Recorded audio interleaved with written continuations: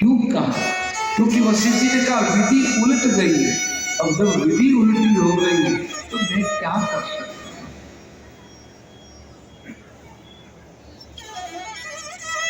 इसलिए जीवन में कभी भी गुरु का आशीर्वाद, संत का आशीर्वाद लेना है तो संत के पास जाओ।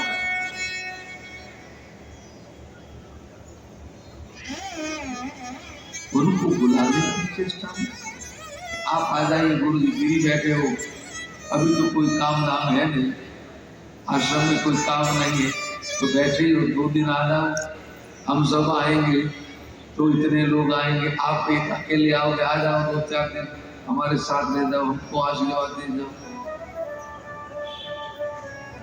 और आजकल के गुरु भी आ जाते हैं, क्योंकि चेले प्रभुता वाले होते तो बेचारे गुरु जी करें क्या, क्यों ऐसी?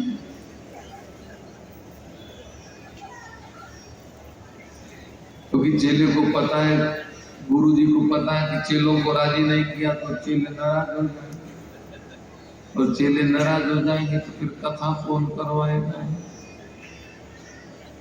फिर व्यवस्था कौन करेगा?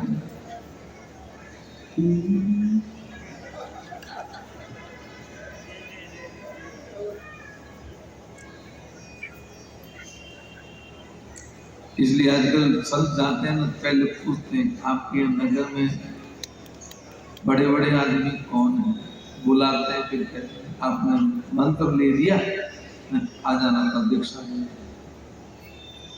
ताकि धनी मंत्री बड़े प्रतिष्ठित लोग जितने चेले बन जाएंगे गुरु जी को उतना फायदा है। पर हमारी भी दशा देखो महाराज, कहाँ जाए, जाऊं कहां तज चरण तुम्हारे। हमारी तो पिछली गुरु पूर्णिमा फ्लाइट में थी, ऐसी दुबई गए थे कथा गाने के लिए, सही हो गया सारा। गुरु पूर्णिमा का अगले फ्लाइट थी। मुझे संस्कार वाले कहते हैं ऐसे कि साल भर महाराज सबसे ज्यादा कथा गाते हो, और गुरु पूर्णिमा में आपकी कोई बुकिंग नहीं होता। मैंने कहा गुरु पूर्णिमा में बाबा अकेला ही बैठा रहता, क्या करे?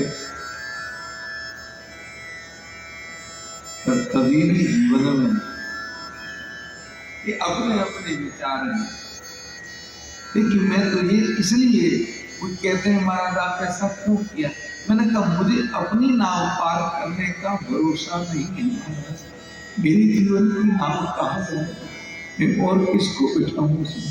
कि तुम भी बैठ जाओ, मैं भी डूबूं, तुम भी डूबो, इससे अच्छा है कि तुम अपना कोई और देखो। हम तो अपनी नाव को पार करने में लगे, वो भी क्या पता पार होगी हो जाए। ये कलयुग इतना भयानक है, इस कलयुग में इतने विकार हैं, इन विकारों से निकल के इस जीवन की नाव को पार करना एक बहुत बड़ा चैलेंज है। बजट तो है नहीं, अब कथा गाते हैं 5 घंटे, तो ये जो आयोजन करवाए, जिन्होंने पैसा लगाया, पुण्य तो उनके खाते में चले गए, जो उनके यजमान बने, जिन्होंने सहयोग किया तो पुण्य उनके खाते में गए। तो कथा का तो जैसे अब थोड़ा बहुत सुबह साथ कोई भजन कर लेते हैं, तो कोई आके कहता महाराज प्रणाम, जय सिया राम। अब पीछे कुछ है ही नहीं, मटका है, पंडित भैया नल के नीचे लगाया हुआ है, और मटके में छेद हुआ है, जितना पानी आता उतना निकल जाता है, महाराज लेता ही नहीं।